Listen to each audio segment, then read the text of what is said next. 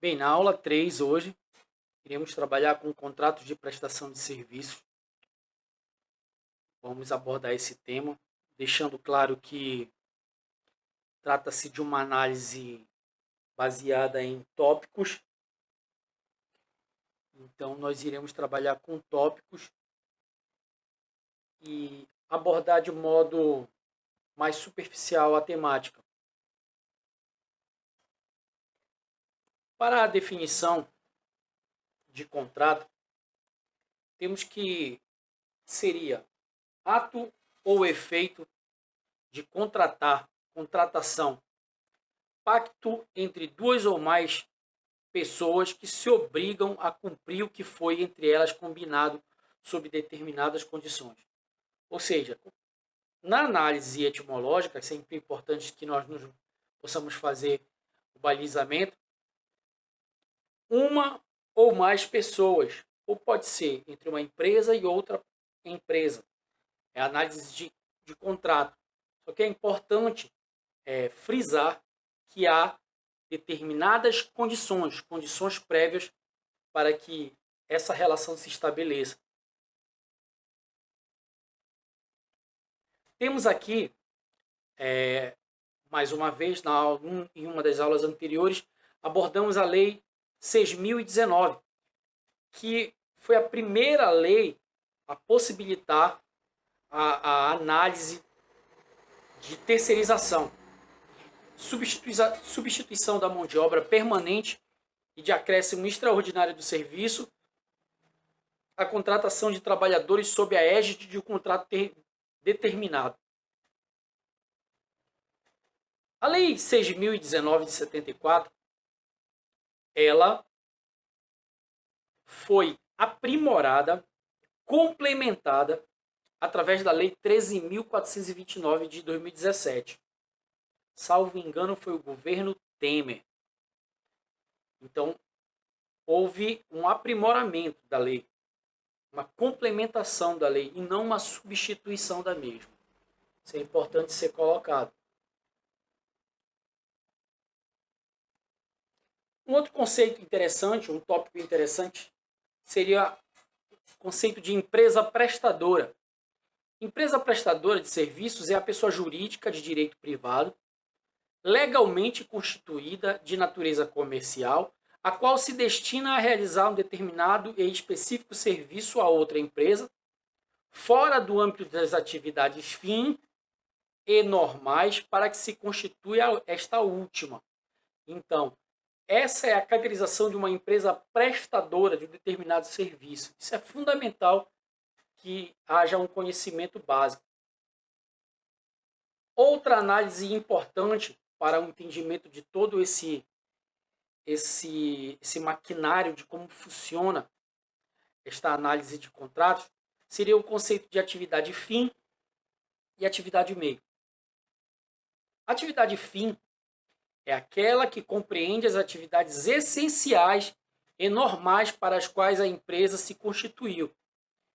É o seu objetivo de exploração do seu ramo de atividade expresso em contrato social, ou seja, pode ser uma empresa de mineração. Essa empresa atua no ramo de mineração. Qual é o trabalho dela? Prospecção, beneficiamento da mineração. Porém, para que essa atividade fim aconteça, há uma série de subatividades dentro dessa empresa que devem ser feitas. Serviços de limpeza, serviços de organização, serviços de segurança.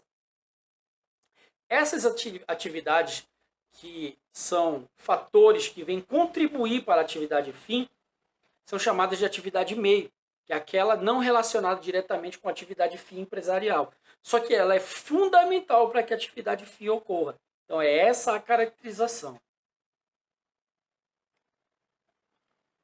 Podemos salientar que existem vários tipos. Nós temos contrato por tempo determinado, contrato por tempo indeterminado, contrato de trabalho temporário, contrato de trabalho eventual, contrato de trabalho home office, acontece isso muito atualmente, né, em variáveis de pandemia, contrato de trabalho intermitente, contrato de trabalho parcial. contrato de trabalho terceirizado, contrato de trabalho autônomo, contrato de trabalho trainee. Isso, como vocês podem analisar, são várias contratações, né, para diversas finalidades. Voltando a fazer a análise, o objetivo dessa aula não é esmiuçar o que seria um contrato, mas dar uma análise de tópicos para que haja um entendimento mais abrangente para a disciplina como um contexto mais amplo. Então, qual é a importância de se formalizar um contrato escrito? O contrato de prestação de serviços, compromissos e responsabilidades entre o cliente e o profissional, ou entre empresa e empresa, né? Então, nesse contrato, essa formalização, existem os compromissos e as responsabilidades de ambas as partes. Busca resguardar as garantias, os direitos e as responsabilidades de um contrato firmado. Então, a palavra-chave da importância de um contrato seria resguardar os direitos em relação a uma atribuição profissional.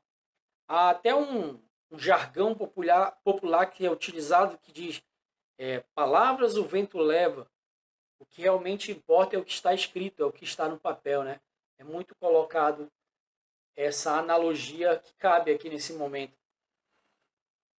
O contrato de prestação de serviço seguro, ele tem que estar pautado em algumas legislações. A legislação em vigor, né, as legislações que são normais, são pertinentes à atividade, o Código Civil, o Código de Defesa do Consumidor e as qualificações do contratante e do contratado. Quais são as qualificações? São as caracterizações de um modo amplo, especificações dos serviços contratados. Então, nesse contrato tem que estar totalmente citado, explicitado, detalhado, quando for o caso, totalmente explicado cada etapa do processo. Fundamentação do valor da prestação de serviços profissionais. Para elaboração de um mapa de custos, levantamento de custos, há de se ter necessidade de conhecimento do tempo gasto para essa realização. Os honorários são dependentes da estimação das horas diária ou mensal, ou seja, há um livro chamado O Fim do Emprego, de Jeremy Rifkin, que ele fala que é o fim do emprego, a morte do emprego. O trabalho de carteira assinada está no fim. O que ele quer dizer com isso? Que atualmente, no mundo contemporâneo, os trabalhadores devem ser solucionadores de problemas, de questionamentos. Eles devem investir o seu tempo a solucionar uma determinada problemática em um tempo específico para resolver aquele problema daquela empresa. E não necessariamente isso irá gerar um vínculo entre a empresa e este trabalhador. Então, é nessa análise há de se ter uma metodologia para desenvolvimento do levantamento dos custos inerentes àquele tempo. Então, isso é perfeitamente plausível, possível e amplamente feito hoje em dia no mundo do trabalho. Ainda nos levantamentos de custos, deve-se saber previamente, para se dar uma precificação final, os salários que serão pagos aos funcionários, os encargos, obviamente, a remuneração dos sócios, que é o prolabore, característica do serviço que vai ser prestado, habilidade e experiência que o trabalho exige, gastos gerais da empresa contratada, reservas destinadas às demissões dos funcionários, necessidade de substituição de equipamentos, instalações, conservação, móveis, imóveis e outros julgados, seria a questão de vida útil desse equipamento, né? Então, ele tem uma reserva financeira para depreciação.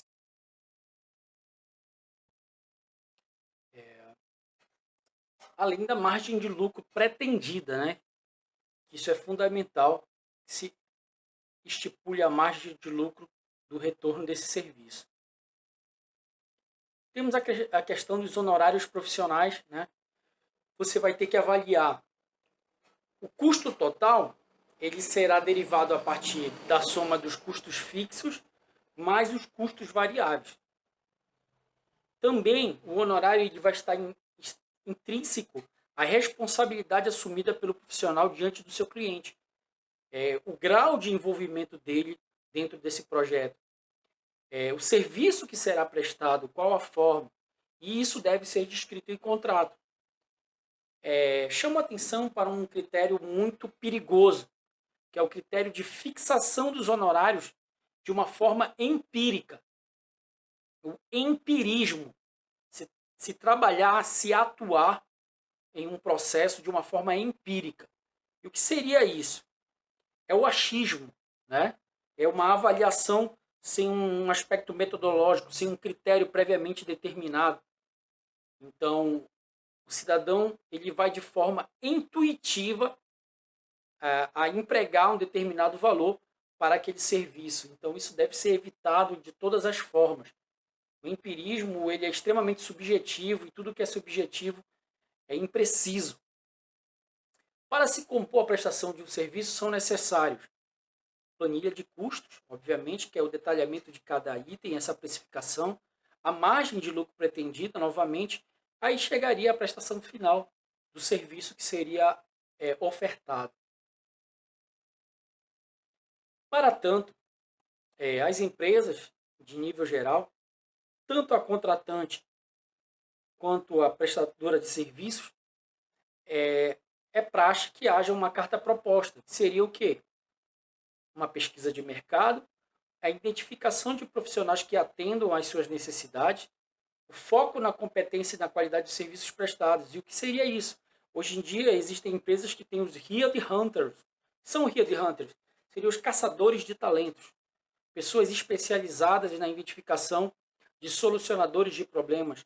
Pessoas físicas ou pessoas jurídicas que podem solucionar determinada demanda num prazo pré-determinado sobre determinadas condições a um preço pré-fixado.